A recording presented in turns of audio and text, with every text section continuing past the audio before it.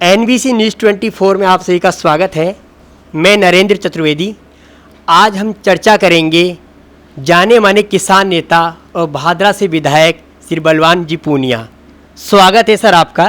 धन्यवाद। सर सबसे पहले हम आपसे जानना चाहेंगे सर, किसानों के द्वारा लगातार जो मांग की जा रही थी फसल बीमा को लेकर के, उस पर अभी सरकार क्या कर रही है और आपकी विधानसभा में किसानों को क्या हित लाभ आपने अभी तक दिलवाए? प्रधानमंत्री फसल बीमा योजना में अभी 2019 का खरीफ का बीमा क्लेम आया है, जो हमारे ज़िले में 435 करोड़ रुपए आया है। हमारी विधानसभा क्षेत्र में 40,000 किसानों के खातों में करीब 132 करोड़ रुपए आएंगे। अभी खातों में पैसे आने शुरू हो गए।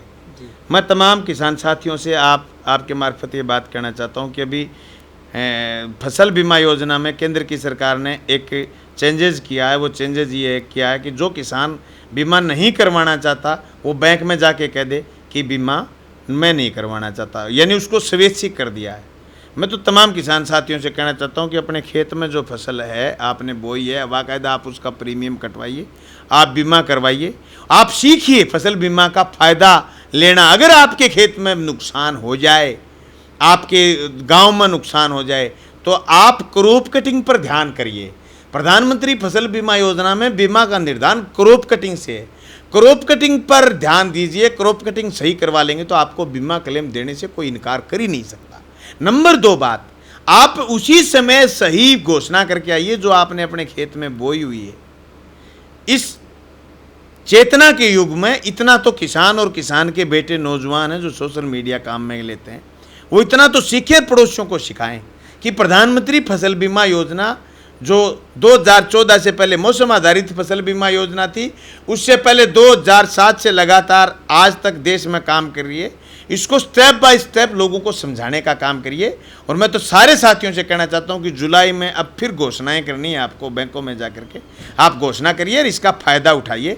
खेतों में फसलों में नुकसान हो तो आप नुकसान का आकलन करिए। मेरे ज़िले में आज तक 2012 से लेकर के अब तक करीब हमने 1700-1800 करोड़ रुपए फसल बीमा क्लेम लिया है। ये बीमा क्लेम किसानों के खातों में गया है।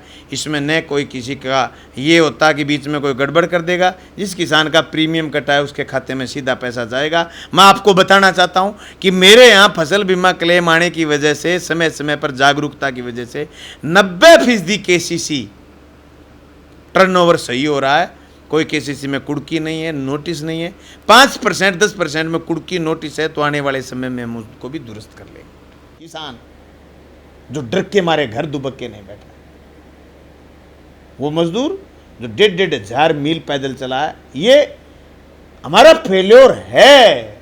कोई माने नहीं माने, हम चाहे बुलेट ट्रेन की बात करें, चाहे हम प्लेन की बात करें, चाहे हम टोयोटा सफारी की बात करें, हमारे पास जिस दिन संकट था, करोड़ों लोगों को मूवमेंट करना था, हमारे पास कुछ नहीं थे, हम निरुत्तर थे। ये चीजें हमें ठीक करनी पड़ेगी, सहन नहीं करेगा कोई। दुनिया की महान डेमोक्रेसी जैसे जैसे परिपक्व हो रही है, लोगों ने कैसे धता बता दिया यार। एक आदमी जिसकी एक टांग टूटी हुई, उसने प्लास्टिक का पैर लगाया हुआ है, वो साइकिल से 1,500 मील चला गया, उसने हमारे मुंह पर थप्पड़ मारा है, व्यवस्था के मुंह पर थप्पड़ मारा है उसने कहा कि मैं तुम्हारा गुलाम नहीं हूं, पैर 1.5 जरूर है मेरे। एक लुगाई है जिसके बच्चा पैदा हो गया, उसके 2 घंटे बाद फिर चल पड़ी वो 150 मील के लिए। ये हमारा माँ के प्रति आस्था बता रहा है। ये हमारा फेल्योर है।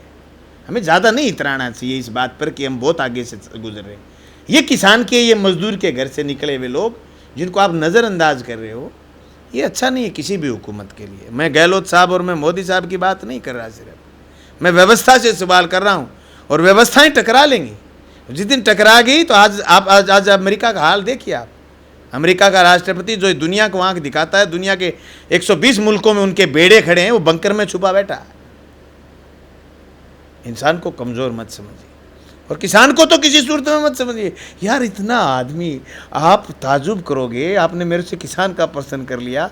मेरे 6 मंडियाँ चल रही हैं यार, वो 6 बजे ट्रैक्टर में रस्से मार के अपना धान लेकर के 6 बजे मंडी में आके खड़ा हो जाता है यार। वो कल खेत में काम कर रहा था, 6 बजे फिर आके खड़ा हो। आप उसे टकराने की हिम्मत कर रहे हो, आप उससे मजाक कर रहे हो।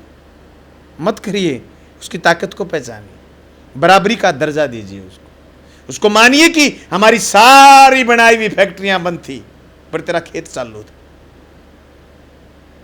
सर एक सवाल और जानना चाहूँगा, जिस प्रकार से कोरोना काल में लॉकडाउन लगा और शहर के लोग पूरी तरह से बंद हो गए और गांव में आप बता रहे थे किसान काम कर रहा था, तो कहीं ना कहीं क्या लगता है कि ये शहरवासियों और ग्रामवासियों की भी जो दूरी पड़ गई थी इसे कम कर देना चाहिए। आज शहरवासी अपने गांव को काफ़ी मिस भी कर रहे थे, याद कर रहे थे, तो क्या उन्हें उनकी पीड़ा समझनी चाहिए? हर कोई कह रहा था कि मुझे गाँव में ही जाना चाहिए, वहीं आनंद आना चाहिए, इसे कैसे देखते हैं सर आप?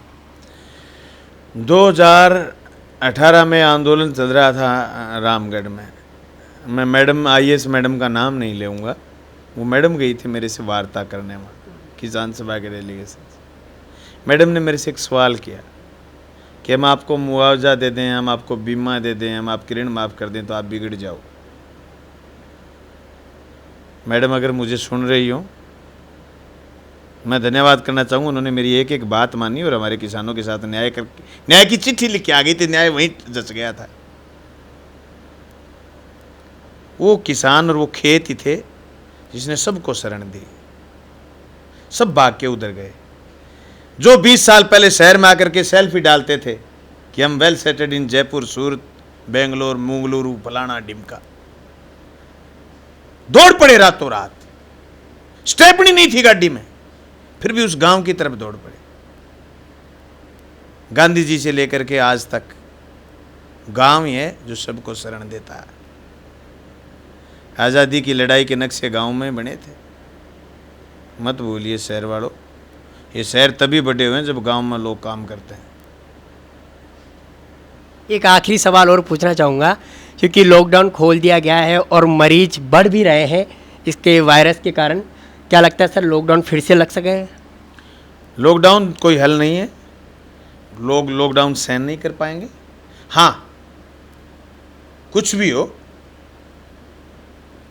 न्यूज़ चैनलों के माध्यम से, सोशल मीडिया के माध्यम से, चिकित्सा विभाग के माध्यम से, सरकारों की एडवाइजरी से, हम सब लोगों के प्रयास से लोगों में कोरोना के प्रति चेतना आई। और कोरोना नहीं भाई, इस कोरोना ने हमें बहुत सबक सिखाए हैं। लोग ढंग से हाथ धोना सीख गए, सब हाथ धो के खाना खाने लग गए, सब सैनिटाइजर रखने लग गए। इसलिए अब कोरोना से जनता लड़ लेगी, बहादुरी से लड़ लेगी। और लॉकडाउन की बजाय जिस इलाके में कोरोना पेशेंट आया, एहतियात के तौर पर हम उसी इलाके को एक बार बंद करने की जो एडवाइजरी है उसी को लागू कर पाएंगे और कोरोना को हरा देंगे, ऐसा हमें विश्वास। तो ये थे हमारे साथ में किसान नेता और भादरा से विधायक बलवान जी पूनिया, और आज इन्होंने वास्तव में बता दिया कि हमारा देश हमारे गांव में बसता है, हमारे किसानों के दिल में बसता है। धन्यवाद।